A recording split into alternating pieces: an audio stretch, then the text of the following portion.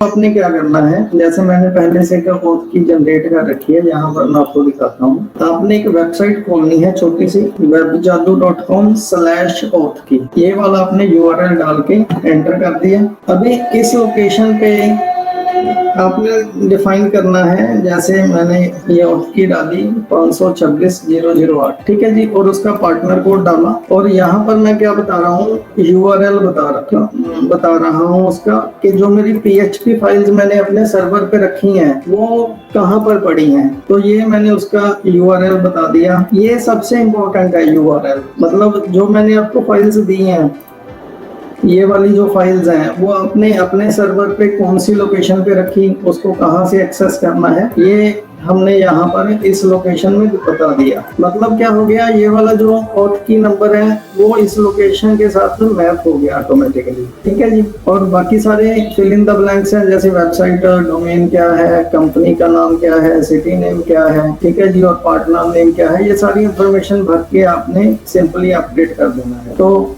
ये आपका इतना करने से आपकी जो वेबसाइट है, जो आपने वेबसाइट बनानी है या जो आपने ऐप बनानी है, वो सारी की सारी एक ब्रिज के थ्रू लिंक होगी। और नेक्स्ट क्या करना है, जिस क्लाइंट के आपने सॉफ्टवेयर लगाया, सॉफ्टवेयर के अंदर जहाँ पर हम आइटम में जाके यहाँ पर ऐप में जाते हैं और टोकन आईडी डालते हैं। यहाँ पर टोकन आईडी में आपने वो वाला जो भी नंबर है, वो वाला नंबर यहाँ पर डाल दिया, मतलब ओथ की नंबर और आपका जो पार्टनर कोड है वो आपने यहाँ पर डाल के इसको इंटीग्रेट कर देना है। और जैसे यहाँ पर हम ऑल आइटम करके अपलोड करते हैं, वैसे ही ये सारे का सारा डाटा आपके सर्वर के ऊपर अपलोड हो जाएगा। अभी मैं आपको सिंपली दिखाता हूँ अपलोड कैसे होगा। यहाँ पर मैं ऐप में गया, अभी मैं ओथ की चेंज नहीं कर रहा क्योंकि मेरा कोई सर्वर सेटअप नहीं हुआ, तो जो ओथ की पहले से लगी हुई है उसी को यूज कर लेते हैं। तो यहाँ पर सिंपली मैंने ऑल आइटम किया और टोकन आईडी किया और मैंने इसको अपलोड कर दिया। अपलोड करने के बाद ये कुछ मैसेजेस आते हैं, ये आपको पता ही है, ऑलरेडी आप हमारे साथ काम कर रहे हैं। इसको बस सिंपली एस्केप करते रहना है और इतना करने से हमारा जितना भी डाटा है वो सारे का सारा सर्वर के ऊपर अपलोड हो गया। तो अभी हम थोड़ा चेक कर लेते हैं, ठीक है जी। इस तरह से जो भी हमारी सर्वर की फाइल्स हैं उसको हम,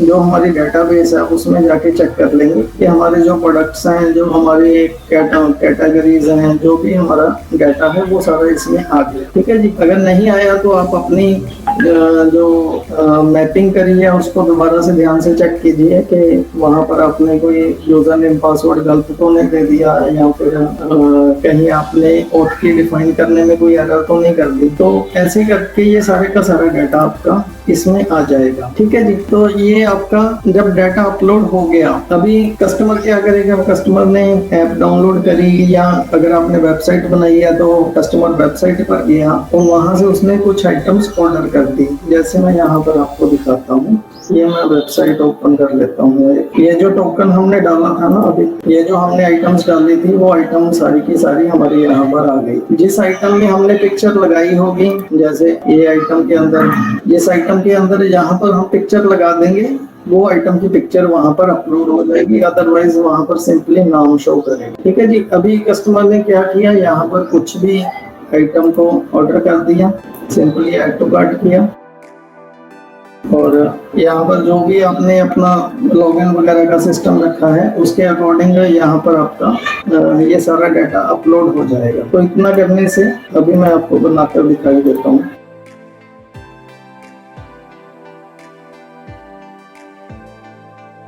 इसके बाद जो हमारा डाटा है वो सारे का सारा हमारा यहाँ पर इंपोर्ट होगा।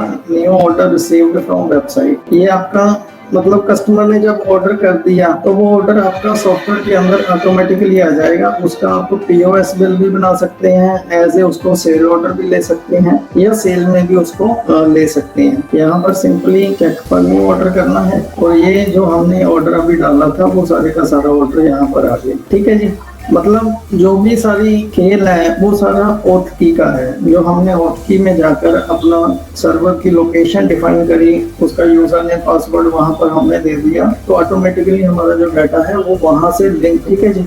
अभी इसका डाटे का आपने ऑर्डर ले लिया, अभी इसमें हमने POS का बिल जनरेट कर दिया, ऑर्डर बना लिया, वो सारा आप जैसे ऑलरेडी काम कर रहे हैं वो सारा आपको पता ही है। तो ये हमारा कंप्लीट आज का प्रपोजल था। इसमें आपका कोई भी डाउट है, कुछ भी आप पूछना चाहते हैं तो आप हमसे अभी पूछ सकते हैं। आपको हाँ मनोज जी, ये जो मतलब आज का सेशन था ना, तो इसके रिलेटेड जो ये वेबसाइट जो ऑर्डर लेते हैं ना, वही है। यस यस, हाँ, तो इसमें ले लो, मोबाइल से ले लो, ऐप से ले लो। मतलब क्या है कि जो डाटा है वो सारा आपके सर्वर पे आ गया, आप उस डाटे को कैसे भी यूज कर लो सर। जी जी, मगर एक ही चीज था, वो ये जो रेगुलर कस्टमर होता है ना, उसने एक बार लॉगिन किया तो इसमें उसका वो बार बार भरना पड़ेगा वो लॉगिन फॉर्म? नहीं, उसका जो है एक बार वो तो आपने बनाना है ना।